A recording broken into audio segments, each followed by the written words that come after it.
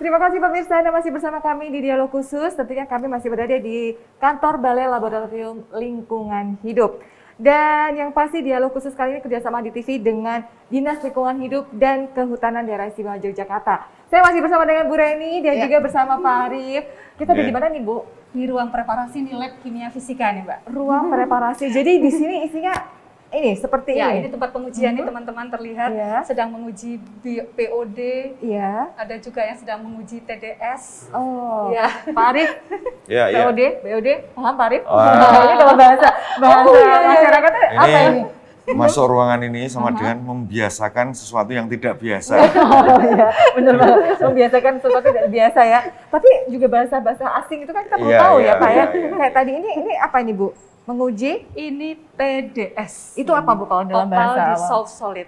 Jadi mungkin itu kalau itu di air sungai gitu kan, itu ada yang terlarut gitu. Jadi yang terlarut di dalam air itu nanti akan ini masuk di dalam ada TSS, ada TDS. Baik. Kalau ini apa nih Bu? Ini oven, ini untuk ukur TSS itu tadi Total Suspended Solid. Itu juga ini ada air limbah bisa, air sungai juga. Iya. Yang menarik cukup lengkap ya. Cukup lengkap nih. Ada yang perlu disupport lagi nggak Bu? Ada Pak Arif ini mumpung.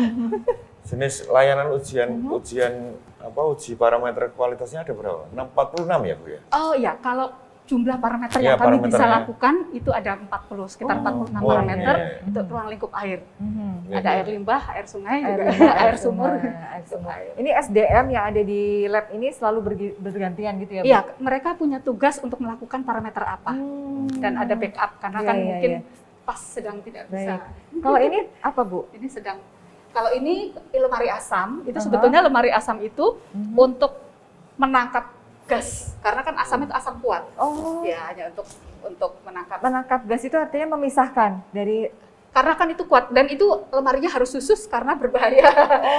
Jadi ada lemari-lemari berbeda dengan lemari yang lain. Ini khusus lemari untuk asam-asam kuat. Gitu. Asam-asam kuat. Iya. Itu ini terlihat. Ini bahan-bahan kimia yang diperlukan untuk pengujian-pengujian yang ada di sini. Iya, termasuk ini juga mungkin bisa lihat ini, Mbak Rina. Ini evaporator. Dan juga ini shaker nih. Kadang-kadang kita lihat ini kayaknya lucu gitu ya.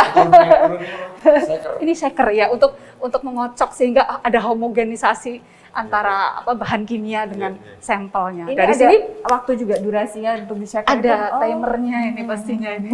Dari sini nanti ada perlakuan lagi.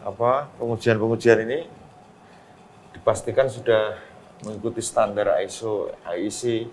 Betul. Secara menjadi acuan kami adalah ISO 17025 Pak.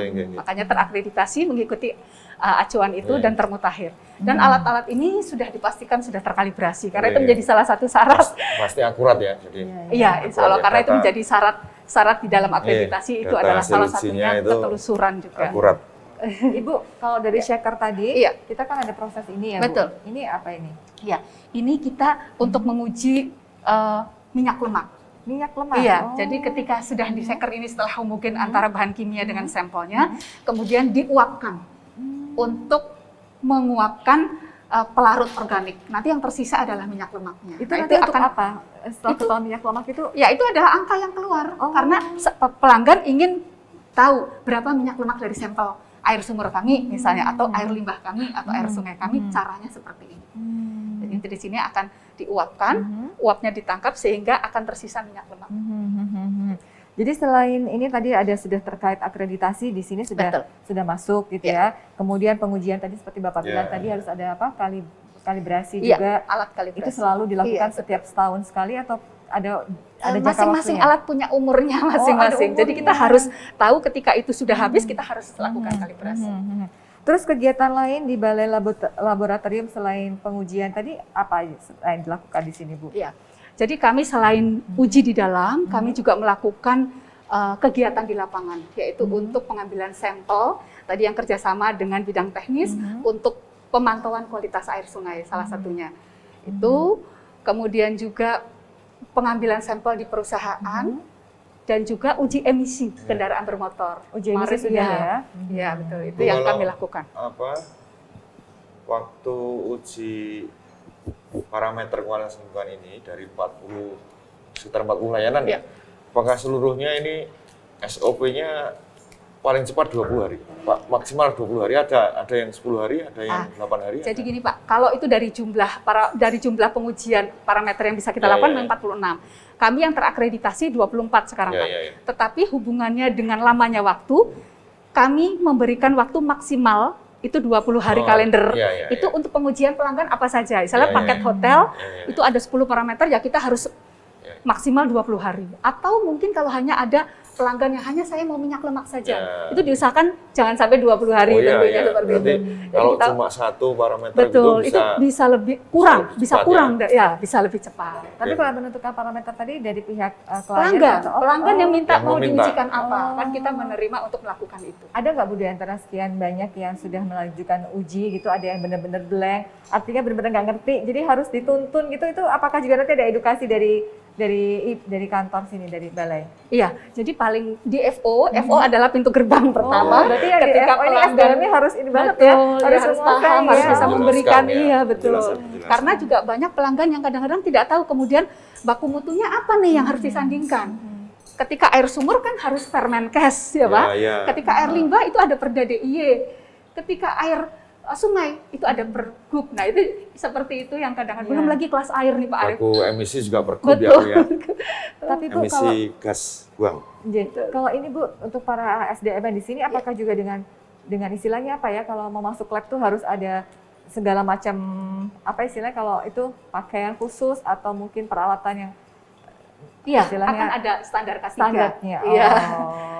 Makanya juga ini ada shower ini sebetulnya kan digunakan untuk apabila darurat percikan, analis kena percikan atau apa, itu kan langsung ditarik, itu kan airnya gelojok gitu. Artinya itu adalah standar-standar yang memang harus dilakukan. Dan juga teman-teman analis sudah tahu bagaimana dan apa yang harus dilakukan ketika masuk ke dalam laboratorium. Ya standar K3. Ya. Oke, baik ya. SDM di sini muda-muda ya Bu ya? Oh ya, muda-muda. Dan kami mungkin ingin menyampaikan bahwa kami punya 5 punya 5 personil petugas pengambil contoh uji yang sudah tersertifikasi Pak. Tersertifikasi di lembaga yang teregistrasi. Jadi itu yang kemudian ketika mengambil sampel kita sudah bisa melakukan. Baik, berarti ini termasuk SDM yang harus juga istilahnya mumpuni gitu ya, sangat-sangat baik. Pak, boleh sini Pak, kita sambil ngelihat ini loh Pak, di belakangnya kan ada seperti pengukur itu. Sejauh ini alat untuk apa ya? Mungkin ini buret digital untuk literasi kesadahan, parameter kesadahan. Jadi memang terukur semuanya ya, terukur digital juga. Dan yang jelas harus terkalibrasi itu Mbak, kalau alat-alat sesuai dengan standar ISO itu tadi. Kami mengacu panduan mutunya ke ISO. Untuk pengujian di lab ini, berarti memang semuanya dilakukan di sini, di kantor balai ini? Artinya dari tadi tetapi ruangannya kita punya beberapa ruangan. Ya, ada ruangan AAS, di sana adalah alat yang untuk menguji logam-logam. Ketika ada pelanggan yang menguji timbal, kadmium, seng, itu ada di ruang AS Pak. Itu memang alatnya yang luar biasa mahal. Kemudian ada ruang spektro, yang tadi Pak, ruang spektro itu juga untuk menguji fosfat, nitrat. Balai laboratorium lingkungan ini selain untuk kegiatan pengujian, itu untuk studi banding, untuk pendidikan lapangan, begitu menjalankan fungsi itu enggak Bu? Untuk PKL, PKL magang itu kami terima. Kita bisa saling menguntungkan. Ketika kami juga mungkin terbantu, mereka juga belajar di sini. Dari SMK ya? Tidak hanya Jogja Pak. Dari kemarin dari ITB juga ada, kadang dari Madiun. Tapi kalau yang dari Jogja, bisa pendidikan tinggi, bisa sekolah menengah. Betul. SMK atau mahasiswa yang jurusannya berkait dengan laboratorium, dengan pengujian. Alhamdulillah. Berarti ini selain bisa memberikan sebuah kontribusi juga untuk lingkungan, karena dari sini akan keluar data-data gitu ya. Tapi ngomong-ngomong Bu, habis dari sini diuji, itu nanti diolah lagi nggak untuk menghasilkan data? Apa langsung dari sini langsung sudah keluar analisanya? Ini satu proses lagi nih Pak sama Pak Arif. Jadi kita setelah teman-teman analis ini mendapatkan angka, mereka kan harus verifikasi angka itu. Ada verifikator, penyelia namanya. Dari situ kemudian kalau belum sesuai, kembalikan lagi. ke analis. Tapi kalau itu sudah sesuai itu bisa dari angka, bisa dari kesesuaian satuan. Kadang-kadang antara mikro dengan mili itu kan sangat berbeda sekali gitu. Wah, itu nah, harus itu yang teliti harus banget ya Pak Arif ya. Iya. Tetapi ketika itu sudah clear, kemudian akan dikeluarkan sertifikasi hasil uji, namanya LHU, laporan hasil uji. Itu yang dikembalikan kepada pelanggan. Baiklah, seru ya. Menarik banget Mbak Betul, Irina. betul. Jadi kita bisa mengajak pemirsa pastinya juga ingin tahu lebih banyak lagi. Tetap di sini karena kita masih akan melanjutkan obrolan kita di Dialog Khusus.